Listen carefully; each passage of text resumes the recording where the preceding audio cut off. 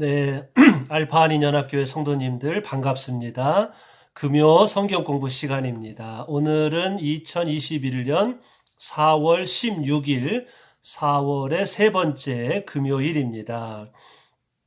4월 달이 되었는데 아직은 좀 날씨가 쌀쌀하고 또 봄비가 내리는 것 같습니다. 성도님들 모두 건강하시기를 빕니다. 자, 이제 지난주 금요일에 이어서 우리 신명기의 말씀을 계속해서 공부하도록 하겠습니다. 오늘은 신명기 11장에서 15장까지의 말씀입니다. 제가 보내드린 그 글에 제가 이제 이렇게 설명했습니다. 신명기는 모세의 유언입니다. 가나안 땅에 들어가는 이 세대들은 40년 전 시내산에서 받은 율법을 잘 알지 못했습니다. 그래서 모세는 그들에게 율법과 규례와 법도를 설명하였습니다. 모세는 11장에서 15장에서 십계명의 제2계명과 제3계명과 제4계명을 자세하게 설명했습니다. 제가 이제 이렇게 요약했는데요. 모세는 이제 가나안 땅에 들어가지 못하고 가나안 땅 입구에서 인생을 마쳤습니다. 대신 가나안 땅에 들어가는 이 세대들에게 이제 유언 설교를 이제 했습니다. 지난 시간에 모세가 1계명에 대해서 자세하게 설명했다고 말씀을 드렸는데요. 오늘 11장에서 15장에서는 모세가 10계명의 두 번째 계명, 세 번째 계명, 네 번째 계명을 이제 모세가 이 세대들에게 자세하게 설명한 것을 볼 수 있습니다. 11장은 후손들이 들어가는 가나안 땅이 얼마나 좋은 땅인가를 설명했고요. 12장에서는 제2계명을 자세하게 설명했고 13장에서는 제3계명을 자세하게 설명했고 14장에서는 거룩과 나눔 이 두 가지를 특별히 강조했고요. 15장에서는 제4계명을 자세하게 설명했습니다. 그래서 11장에서 15장에서는 2계명, 3계명, 4계명을 자세하게 설명했다. 이렇게 이해하시면 되겠습니다. 자, 이제 한 장씩 한 장씩 좀 자세하게 살펴보시죠. 11장 가나안 땅에 대한 설명입니다. 하나님께서 약속하신 가나안 땅은 좋은 땅입니다. 가나안 땅은 이집트 땅과 다릅니다. 가나안 땅은 산과 골짜기가 많아서 하늘에서 내린 빗물로 밭에 물을 댑니다. 이 땅은 하나님이 몸소 돌보시는 땅이고 하나님의 눈길이 해마다 정초부터 섣달 금음달까지 늘 보살펴 주시는 땅입니다. 주님은 가을비와 봄비를 내려주셔서 곡식과 포도주와 기름을 거두게 하시고 가축이 먹을 풀을 자라게 하십니다. 하지만 히브리 백성들이 하나님을 섬기지 않으면 비가 내리지 않을 것입니다. 가나안 땅은 남쪽 광야, 북쪽은 레바논 산간지방, 동쪽은 유프라데스강, 서쪽은 지중해에 이를 것입니다. 이제 모세가 여러분이 들어갈 가나안 땅이 얼마나 좋은 땅인지 하나님께서 이른 비와 늦은 비, 봄비와 가을비를 내려주셔서 물이 풍성하고 그다음에 거기서 풀이 자라는 정말 기름진 좋은 땅을 조상들에게 약속하신 그 땅을 여러분이 들어가게 됩니다. 이렇게 축복해 주는 거지요. 그리고 그 땅의 경계가 이제 좀 이렇게 좀 약간 과장해서 좀 크게 잡아서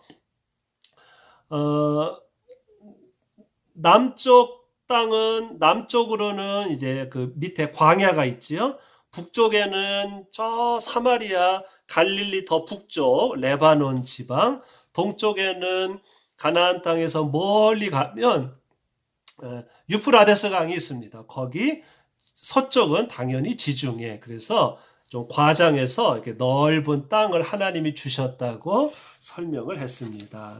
세번역 성경 11장을 보면 신명기 주님의 위대하심 이렇게 제목이 되어 있지요. 그리고 11장 8절에는 이곳이 약속의 예전에 조상들에게 주신 약속의 땅이다. 이제 그렇게 말씀하셨고요. 11장 11절에는 가나안 땅에는 산과 골짜기가 많고 하늘에서 내린 빗물로 밭에 물을 댈 것이다. 14절 주님께서 당신들 땅에 가을비와 봄비를 철따라 내려주셔서 당신들이 곡식과 포도주와 기름을 거두게 하실 것이며 들에는 당신들의 가축이 먹을 풀을 자라게 하실 것이며 당신들은 배불리 먹고 살 것입니다. 이렇게 가나안 땅의 축복을 이렇게 선언을 했습니다. 그러나 17절 당신들이 다른 신들을 섬기면 주님께서는 당신들에게 진노하셔서 하늘을 닫아서 비가 내리지 않게 하실 것입니다. 이렇게 말씀을 하셨습니다. 그래서 주님을 바르게 섬기면 여러분이 이런 복을 받을 것이다 말씀하셨고요. 24절에는 제가 지금 얘기한 동서남북의 이 가나안 땅에 좀 넓게 그 경계를 이렇게 설명을 했습니다. 그런데 11장 29절에 보면은요, 여기에 두 개의 산이 나옵니다. 11장 29절, 주 당신들의 하나님이 당신들이 들어가서 차지할 땅으로 당신들을 인도하여 들이실 때에 당신들은 그리심 산에서는 축복을 선포하고 에발 산에서는 저주를 선포하십시오. 이렇게 말씀이 나옵니다. 자, 이 말씀은 제가 이따가 또 자세하게 설명하도록 하겠습니다. 이제 12장입니다. 12장에서는 제2계명을 설명했습니다. 제2계명이 뭐죠? 새긴 우상을 만들지 말라 있지요. 가나안 땅에 들어가면 모든 우상, 제단, 석상, 아세라 목상들을 허물어야 합니다. 히브리 백성들은 하나님이 자기의 이름을 두려고 거처로 삼으신 곳, 즉 성막에서 예배와 제사를 드려야 합니다. 각 지파마다 한 개씩 성막을 세우고 그곳에서 예배를 드려야 합니다. 성막 제사는 레위 사람이 진행해야 하고 정결 규정을 지켜야 하고 제사 드리고 남은 고기는 먹어도 되지만 피를 먹어서는 안 됩니다. 가나안 우상 종교들은 자기들이 아들이나 딸을 불살라 신에게 바칩니다. 이런 가증한 일을 해서도 안 되고 새긴 우상을 만들거나 절해서도 안 됩니다. 12장에서는 10계명의 두 번째 계명, 우상을 만들지 말라는 계명을 이제 좀 자세하게 설명을 했습니다. 여기 12장 2절, 3절에 보면 새긴 우상, 제단과 석상과 목상을 다 허물어 트려라. 어떤 경우에도 하나님을 섬긴다고 하면서 하늘이나 땅이나 바다에 동물을 본떠서 우상을 만들지 말아라. 이제 그것을 다시 한번 강조하셨습니다. 그리고 하나님을 예배할 때 우상을 만들어서 예배하지 말아라. 보이지 않는 하나님을 예배하여라. 그리고 여기 12장 14절에는 각 지파 가운데 한 곳에다가 성막을 세우고 그곳에서 레위기에서 설명한 것처럼 번제, 화목제, 소제, 속죄제, 속건제 하나님 앞에 제사를 드리고 그것을 레위 사람이 예배를 인도하여라.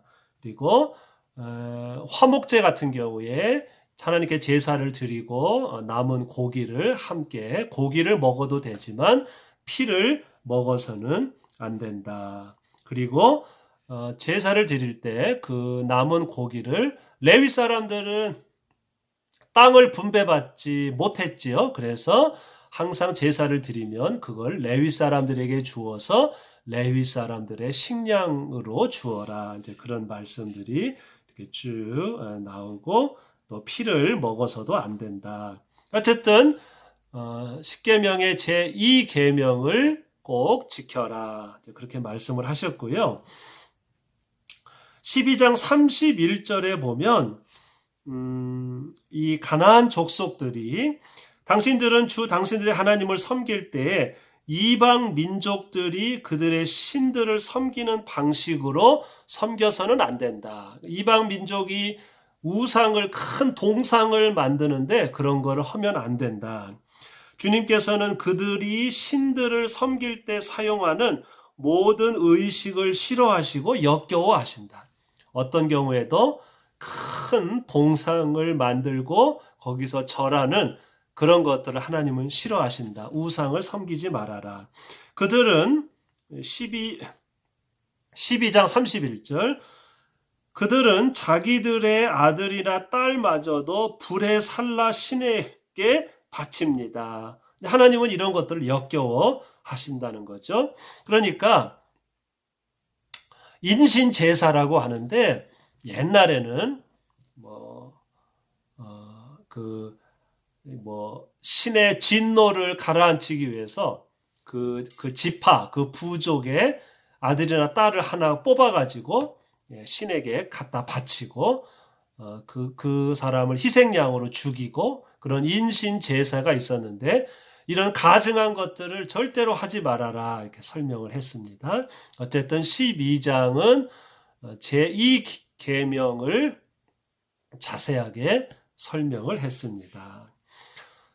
자, 이제 13장입니다. 13장은 제3계명을 자세하게 설명했습니다. 하나님의 이름을 망령되게 부르지 말라.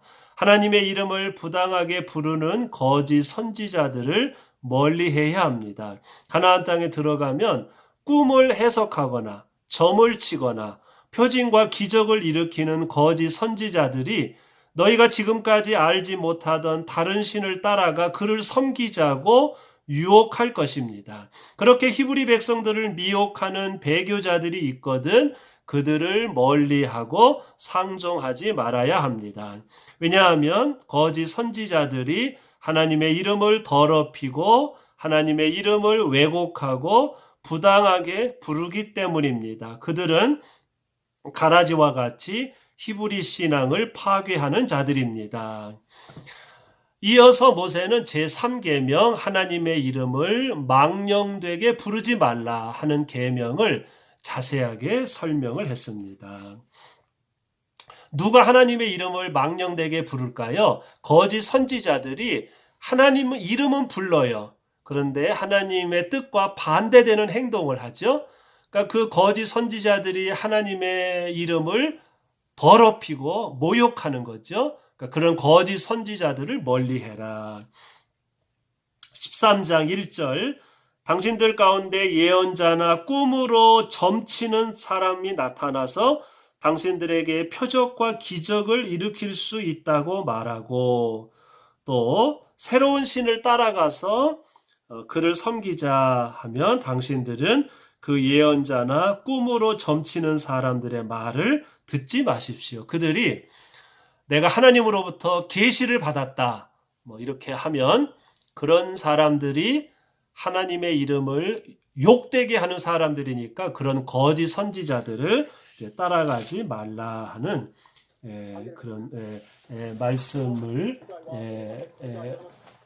주셨습니다. 하여튼 예언자나 꿈으로 점치는 그런 거짓 선지자들을 멀리하라. 그리고 심지어는 그런 거짓 선지자나 예언자들을 다 쫓아내고 다 죽여라. 이렇게까지 아주 강경하게 하나님의 이름을 망령되게 일컫는 무당들 거짓 선지자들을 다 쫓아내라고 이렇게 성경은 강하게 말을 합니다. 이것이 이제 3계명이죠. 하나님의 이름을 망령되게 부르지 말라라는 계명이라고 볼 수 있겠습니다.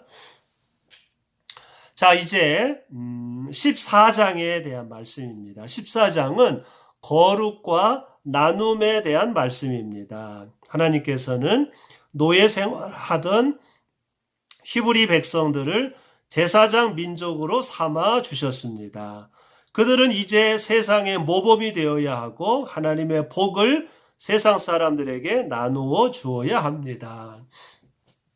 제사장 민족이 되었으니 몸과 마음을 깨끗하게 해야 합니다. 그래서 우리가 레위기에서 보았던 것처럼 굽이 갈라지고 새김질하는 짐승만 먹어야 하고 지느러미와 비늘이 있는 물고기만 먹어야 하고 깨끗한 새와 깨끗한 날벌레만 먹을 수 있습니다. 그리고 해마다 11조를 성막에 가지고 가서 온 가족과 레위인들과 함께 먹어야 합니다. 3년째 되는 해의 11조는 레위인, 떠돌이, 고아, 과부들을 위해서 쓰여져야 합니다. 그 14장은요, 십계명을 이제 좀 더 보완하는 의미에서 거룩과 나눔을 이렇게 14장에 한 번 더 강조했습니다. 하나님의 히브리 백성들이 노예가 제사장 민족이 되었지요. 하나님의 복을 사람들에게 나누어 주는 빛과 같은 제사장 민족이 되었는데 이 제사장이 해야 할 사명이 두 가지라는 거예요. 하나는 거룩한 생활, 두 번째는 나누는 생활을 해야 된다. 이제 그것이 14장에 나와 있는 말씀입니다. 그래서 거룩에 대한 말씀은요, 여기 14장 3절에 보면 새번역 성경에 정한 짐승과 부정한 짐승 이렇게 제목이 나와 있지요. 그래서 굽이 있고 새김질하는 온순한 동물, 양이나 소나 염소나 이런 초식 동물, 또 지느러미와 비둘기가 있는 그런 깨끗한 물고기, 또 참새처럼 이렇게 부드러운 깨끗한 새와 깨끗한 날벌레 이런 것들만 먹고 흉측하거나 육식성 동물이거나 징그럽거나 이런 것들을 다 멀리해서 먹는 것도 말하는 거나 입는 거나 먹는 거에 있어서 항상 단정하고 깨끗한 생활을 해라. 이렇게 설명이 나오고요. 14장 22절에는 이제 나눔의 구체적인 예로 11조 규정이 이렇게 나와 있어서 가을에 곡식을 거둘 때 10분의 1을 띄어서 성막에 가지고 가서 모든 친척들, 가족들과 함께 땅이 없는 레위 사람들과 함께 모든 집안, 그 다음에 레위 사람들을 초청해서 그 음식을 함께 나누어라. 이렇게 설명이 되어 있고요. 그런데 첫 번째 해, 두 번째 해는 그렇게 하고 세 번째 해, 3년째가 되는 해에는 그 3년마다 한 번씩 그 세 번째 해에는 그 농작물의 10분의 1을 가지고 특히 가난한 사람들, 물론 여기에 이제 땅이 없는 레위인도 물론 포함이 돼야죠. 레위인, 떠돌이, 고아, 과부, 나그네 이런 사람들에게 이제 그 매 3년마다 그들에게 10분의 1을 거두어서 그들에게 베풀어 주어라 하는 그런 설명입니다. 거룩과 나눔 이 두 가지가 동전의 양면처럼 거룩은 하나님과 나와의 수직적인 관계고요. 나눔은 이웃의 수평적인 관계죠. 이 두 가지를 실천해라 하는 것이 14장의 말씀입니다. 자, 이제 15장에서는 네 번째 계명을 자세하게 설명했습니다. 네 번째 계명이 뭐죠? 안식일을 거룩하게 지켜라. 7년째 되는 안식년에는 종을 풀어주어야 하고 빚을 면제해 주어야 합니다. 당신들 가운데 가난한 사람이 없도록 노력해야 합니다. 당신들은 반드시 손을 뻗어 당신들의 땅에서 사는 가난하고 궁핍한 동족을 도와주십시오. 그렇다고 하여 당신들이 사는 땅에서 가난한 사람이 없어지지는 않겠지만 이것은 내가 당신들에게 내리는 명령입니다. 안식년에 종을 풀어줄 때에는 빈손으로 내보내서는 안 됩니다. 안식일 정신을 지키면 복을 받을 것입니다. 15장은요. 이제 네 번째 계명 안식일을 거룩하게 지켜라. 이 계명을 좀 자세하게 설명했는데 그 안식일의 연장선상이 안식년이죠.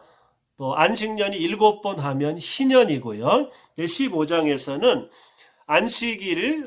그 안식일의 연장선상에 있는 안식년, 7년마다 돌아오는 안식년에 대해서 자세하게 설명했는데요. 무엇보다 안식년이 되면 종을 풀어주고, 그러니까 그 종은 이제 어떤 동포가 있는데 어떤 경제적인 사정이 어려워서 이제 그 사람이 이제 내 밑으로 들어와서 종이 되었어요. 그런데 그 사람이 6년간 내 밑에서 종살이를 했지 않습니까? 그러면 7년째 되면 그동안 6년간 나를 위해서 일해 주었으니 7년째 되면 그 사람에게 그동안 수고한 것까지도 좀 덤해서 그 사람을 풀어주어라. 이런 말씀이고요. 또 어떤 사람이 나에게 빚을 졌어요. 그래서 그 빚을 줬는데 그 빚을 진 기간이 이제 6년이 지나고 7년째가 되었어요. 그러면 그 7년째가 되었으면 그 빚을 면제해 주어라. 이것이 그 안식일을 거룩하게 지키라는 것을 안식년을 예로 들어서 구체적으로 설명해 주었습니다. 근데 여기에 보면은요, 하나님께서 가나안 땅에 들어가면 여러분 동포들 사이에서는 가난한 사람이 없도록 이런 안식년 빚을 면제해주고 또 종을 풀어줌으로써 가능하면 가난한 사람이 없도록 노력하십시오 하는 말씀이 여기에 나와 있습니다. 제가 여기 15장 11절에 설명드린 것처럼 당신들이 손을 뻗어서 당신들의 땅에서 사는 가난하고 궁핍한 동족을 도와주어라 이렇게 말씀하셨죠. 그렇다고 하여 당신들이 사는 땅에서 가난한 사람이 없어지지는 않겠지만 이것은 내가 당신들에게 내리는 명령입니다. 뭐 가난은 나라도 못 구한다는 말처럼 가난한 사람을 완전히 없게 할 수는 없지요. 우리가 다 같이 살다 보면 부유한 사람도 있고 가난한 사람도 있죠.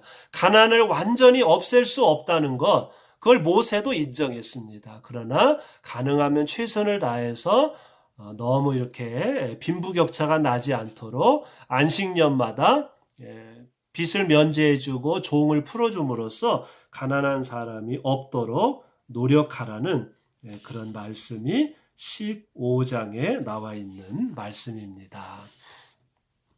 자, 오늘은 11장에서 15장의 말씀을 통해서 10계명의 두 번째 계명, 세 번째 계명, 네 번째 계명을 모세가 2세대들에게 자세하게 설명했다는 걸 알 수 있습니다.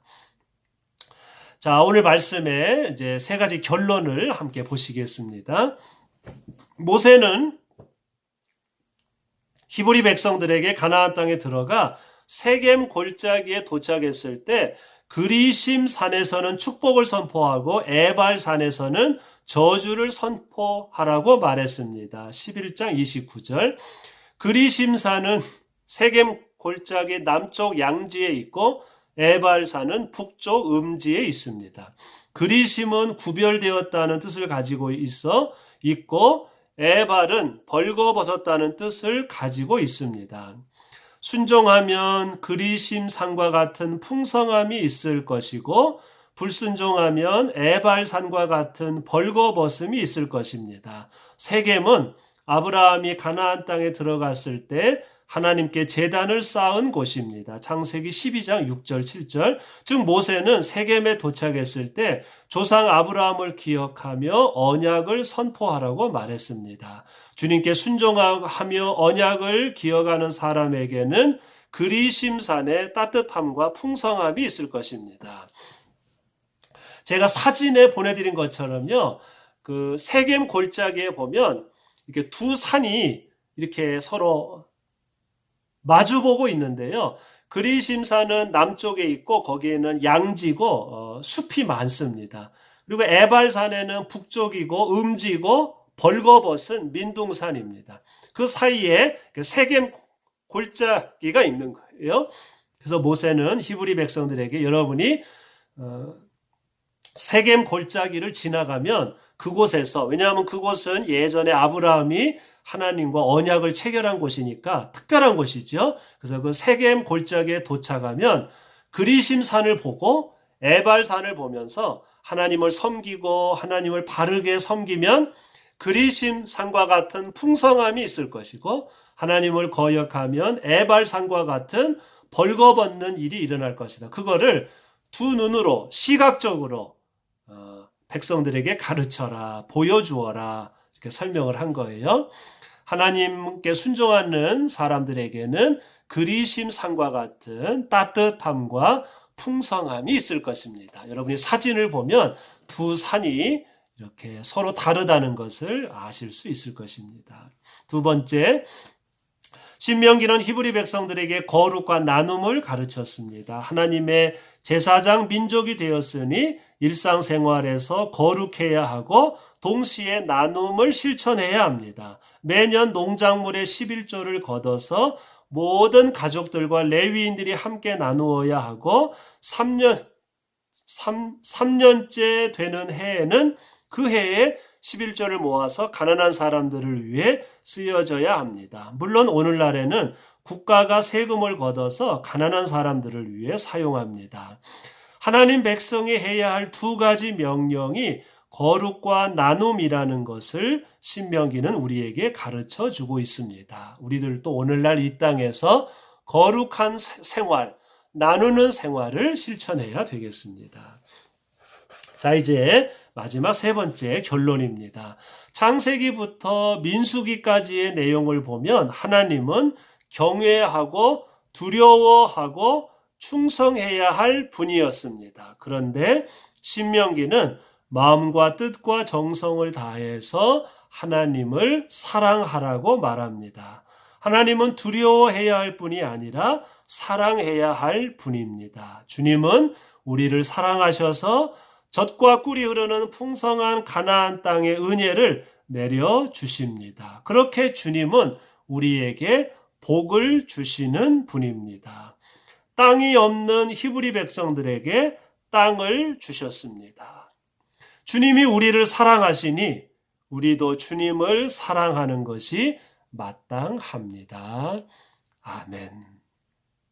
기도하겠습니다. 하나님, 신명기 11장에서 15장까지의 말씀을 통해서 모세가 가나안 땅에 들어가는 2세대들에게 제2 계명 새긴 우상을 만들지 말아라. 제3 계명 하나님의 이름을 모욕되게 부르지 말아라.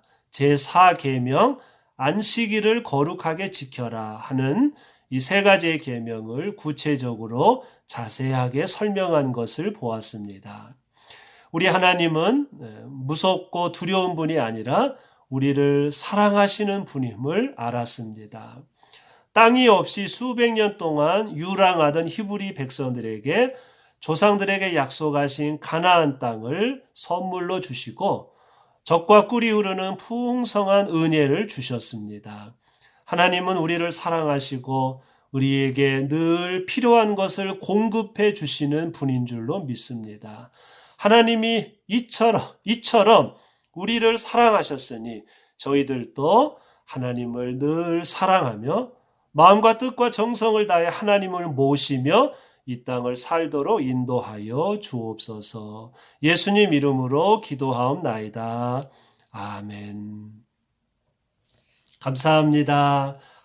늘 우리에게 필요한 것을 주시는 하나님의 풍성한 은혜가 성도님들의 삶에 함께하기를 기도합니다. 네, 모두 건강하시고요. 또 다음 주 금요일에 또 금요 성경 공부 시간에 다시 뵙겠습니다. 모두 행복하시고 건강하세요. 감사합니다.